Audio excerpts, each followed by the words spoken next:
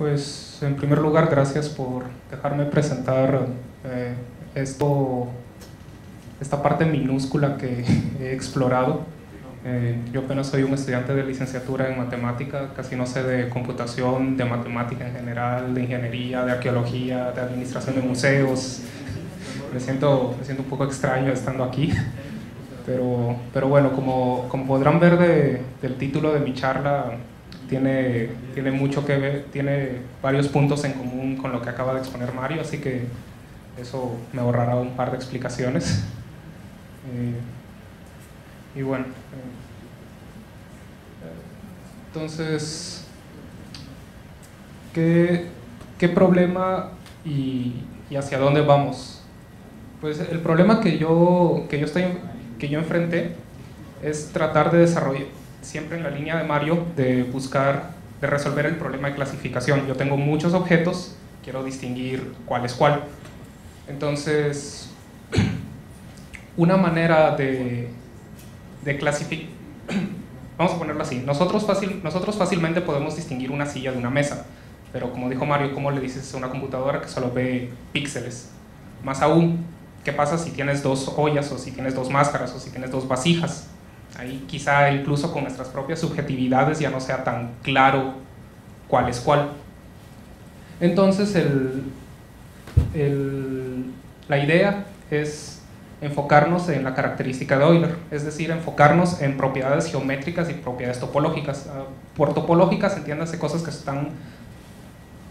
son muy intrínsecas del objeto, que no importa cómo lo deforme, no importa si lo roto, no importa si lo estiro, no importa si lo apachurro, no importa si lo veo grande, no importa si lo veo chiquito, esas propiedades siempre se van a mantener ahí. Y a medida que lo voy destrozando, después explicaré a qué me refiero por destrozar, esas propiedades geométricas y topológicas se mantienen. En otras palabras, yo estoy diciéndole a la máquina, no lo distingas por cómo se ve, distínguelo por las propiedades intrínsecas que no dependen del usuario, no dependen de quién lo está viendo, no depende de cómo sea la cámara, únicamente depende del objeto en sí.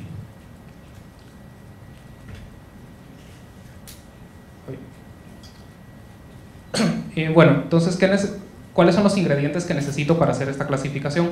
Necesito la característica de Euler. La característica de Euler es un invariante topológico, a fin de cuentas es un numerito. Yo tengo una malla triangulada, ya sea un poliedro o sea una máscara, proveída por el INA. Entonces el numerito que a mí me interesa es contar el número de vértices menos el número de aristas más el número de caras. Bastante simple, pero es bastante poderoso al mismo tiempo. ¿Y qué hago con este numerito? Bueno, pues yo primero, además de ese numerito, yo necesito una función que asigna valores numéricos a cada vértice. ¿Qué quiere decir esto? Tengo mi conjunto de vértices y les doy un número. Por ejemplo, la curvatura. ¿Qué tanto se curva en ese punto? O cuál es la distancia de ese punto al centro de masa del objeto. O cuál es la distancia de ese punto a una de las caras del cubo donde está encajado. Alguna función, puede ser cualquiera, basta con que asigne números reales. Luego, eso es para cada vértice. Luego para cada cara, pues cada cara tiene 3 vértices. Entonces va a tener 3 numeritos y yo le asigno el numerito más pequeño. Para cada arista, análogamente para cada arista, pues va a tener 2 vértices, o sea, tiene 2 numeritos, veo cuál es el más pequeño y ese va a ser el número de la arista. En otras palabras, después de esto, yo voy a tener que cada vértice, cada arista y cada cara tiene un número.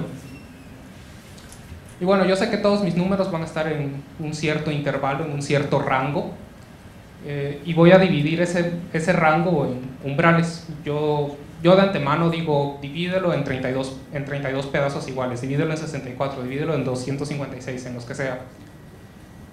Y luego puedo contar el número de vértices, el número de aristas y el número de caras que superan ese valor. Y de nuevo me pregunto de la característica de Euler. Es decir, ahora mi característica de Euler de nuevo van a ser vértices, aristas y caras, pero únicamente voy a considerar aquellos que superen ese umbral. O sea, aquellos que tengan mayor curvatura en cierto momento. De manera más gráfica, ¿qué quiere decir eso? Por ejemplo, si mi función original esta que asigna numeritos es cierta curvatura, por ejemplo, la curvatura media del objeto, Entonces la máquina primero verá todo el objeto. Luego, a medida que van avanzando estos umbrales, pues únicamente va a ir captando curvaturas más altas. Entonces, después de un rato, únicamente verá lo que no es azul, o sea, de celeste en adelante. La destrozará en cierto modo. Luego, después de cierto tiempo, únicamente verá de verde en adelante. Luego, después de cierto tiempo, únicamente verá de amarillo en adelante. Finalmente, después de mucho tiempo, únicamente verá de rojo en adelante, es decir, en este caso únicamente verá la punta de la nariz, que es la parte más curveada según la curvatura media. Y bueno, hay otras curvaturas como la curvatura gaussiana, o está el índice de forma, Shape Index. Y bueno, también están las proyecciones, por ejemplo, la proyección a la cara frontal. Primero veo toda la máscara, luego le corto la nariz y voy cortándole los pómulos hasta que le termino cortando la nuca, o puedo avanzar de derecha a izquierda, o puedo avanzar de arriba para abajo. Puedo hacerle muchas cosas, puedo irla destrozando de manera sistemática y ver cómo y con la característica de Euler yo puedo tener cierta cuantificación de qué significa ese destrozo. Bueno, una vez que a cada objeto le asigno una gráfica, bueno, esta gráfica que tanto he mencionado es simplemente por cada umbral ponerlo versus su característica de Euler en ese umbral. Entonces, una vez que ya tengo todas las gráficas, pues uso algún algoritmo de clasificación que ya esté bien estudiado. En mi caso, me basé en el Support Vector Machine, la máquina de soporte vectorial, que en esencia yo doy un conjunto de entrenamiento. Es decir, a la máquina le digo, yo estoy 100% seguro que la clasificación de estos objetos es tal. Entonces la máquina va a decir, bueno, tengo estos objetos, digamos, tengo estos 100 objetos y los divido en 3 categorías. Y luego la máquina va a tratar de trazar hiperplanos, va a tratar de hacer líneas que dividan esas 3 categorías. Eso es para mi conjunto de entrenamiento, que yo le digo a mi máquina, estas son las categorías y estoy 100% seguro que así sí funciona. ¿Y qué pasa cuando ya tengo algo que no está en mi conjunto de entrenamiento, un ítem nuevo? Pues la máquina simplemente ve dónde cae y dice, pues si cayó en esta región, tiene que ser la segunda categoría, y si cae en esta región, tiene que ser de la tercera, y si cae casualmente en esta región, tiene que ser de la primera. Es una idea sencilla. Y ahora, bueno, ¿cuáles son mis datos en concreto? Pues mis datos en concreto fueron 128 máscaras digitalizadas por el INA, las cuales vinieron organizadas en 9 grupos distintos. Esos 9 grupos distintos lo usamos como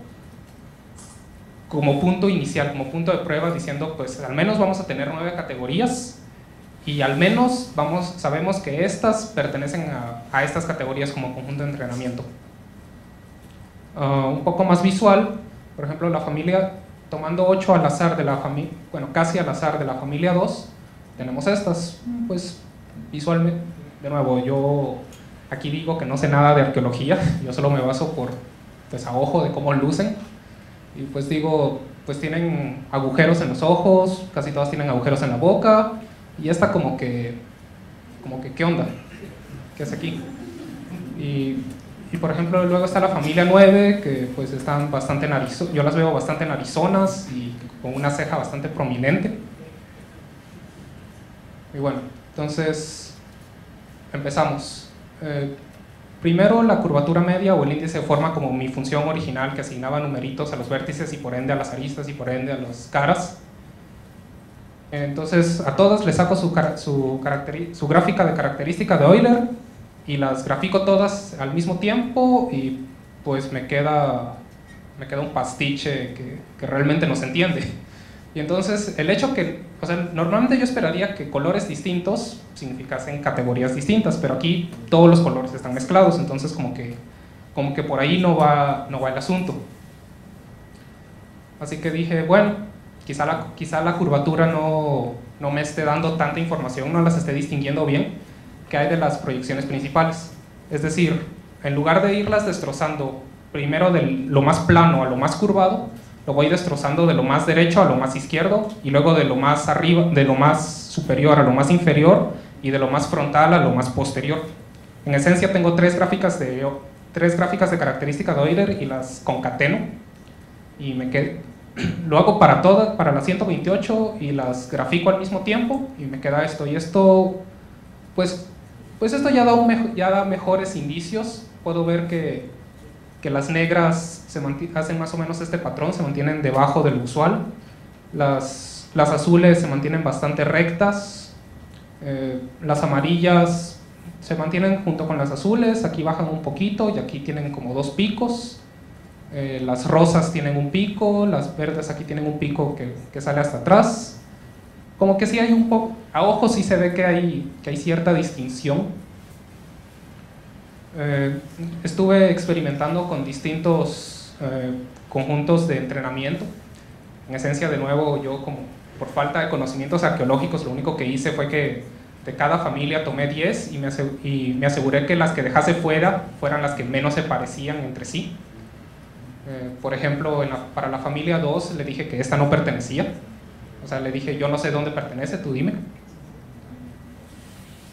Y esto es lo que obtuve. Entonces, en estas gráficas, cada color indica una máscara distinta. Y sí se puede ver cierto patrón seguido por todos los colores. Entonces eso ya me está diciendo, bueno, quizás sí haya un poco de sentido en esta clasificación. Y a la hora de ver quiénes son exactamente estas gráficas, pues me da este resultado. Entonces ahora mi familia 2, ya pues ahora sí casi todas tienen agujeros. Hay un par que quedaron en la familia 2 que no tienen agujeros, pero bueno, no voy a cuestionar ahí. Solo estoy resumiendo los hechos. Pero bueno, sí hay cierto parecido. Por ejemplo, esta originalmente no era de la familia 2. Me llamó la atención de que sí la colocase ahí. O sea, de algún modo sí está reconociendo agujeros el algoritmo. Y para la familia 9, pues tengo ahora estas. De nuevo, comparten la nariz, comparten la ceja prominente. Esta que les había dicho que era de la familia 2 originalmente, ahora lo puso en la familia 9. Y pues sí, tiene como que los ojos medio hinchados y tiene la ceja y la nariz. Y también está, por ejemplo, esta, que dices, bueno, ¿y qué onda con esta? Pues uno regresa a la gráfica anterior. Entonces la familia 9, esta en particular, que es la que menos se parece, corresponde a la gráfica azul. Y como se pueden dar cuenta, es la que en este punto hay un brinco prominente que la distingue del resto. Cabe aclarar que lo que estuve haciendo es que le dije hay 9 categorías. Entonces lo que hace el algoritmo de clasificación de máquina de soporte vectorial es que va a forzar a que todas las máscaras tengan una de las 9 clasificaciones. O sea, no hay una 10ª categoría por aquellas que no encajen bien en ninguna. Entonces hay que tener en cuenta eso. Y bueno, tomando estas 4 familias y quitándole los miembros extraños, aquí la celeste, aquí quitándole la azul, y sobreponiéndolas todas, pues tengo una nueva gráfica que sí, en cierto modo, respeta agrupamiento por colores. Y pues eso ya me está dando buenos indicios de que este algoritmo sí está haciendo algo únicamente. Y de nuevo, este algoritmo únicamente se basa en características geométricas y topológicas, no se basa en ningún momento en ningún aspecto visual de la máscara. Y pues es bastante sorprendente. Entonces, de nuevo, es un algoritmo bastante objetivo a priori. Hay un poco de subjetividad a la hora de escoger el conjunto de entrenamiento para la clasificación inicial, pero aún así es bastante objetivo en general. Además que es un algoritmo bastante eficiente. En mi máquina de uso personal pude procesar las 128 máscaras en menos de 2 segundos. Así que eso hace pensar de nuevo, citando a Mario, en aplicaciones de realidad aumentada, o sea, aplicaciones en tiempo real que se pueden hacer sin tanto problema, sin tanta saturación. Y bueno, y de nuevo, pues el método en general todo depende de una función que asigna valores numéricos a cada vértice. Yo aquí en esencia solo hice 2 experimentos con 2 tipos de curvaturas y con proyecciones, pero hay ideas de qué otras cosas se pueden hacer. Se puede mezclar cobertura con proyecciones, o se pueden tomar más proyecciones, o se puede tomar distancia al centro, o se puede hacer una mezcla de todo ello. Siempre se puede seguir experimentando, obteniendo nuevas gráficas, ver si hay alguna en particular que es eficiente para cierto conjunto de datos. Y bueno, y este es el artículo original donde mencionan la característica de Euler y cómo usarlo para clasificar objetos. Gracias.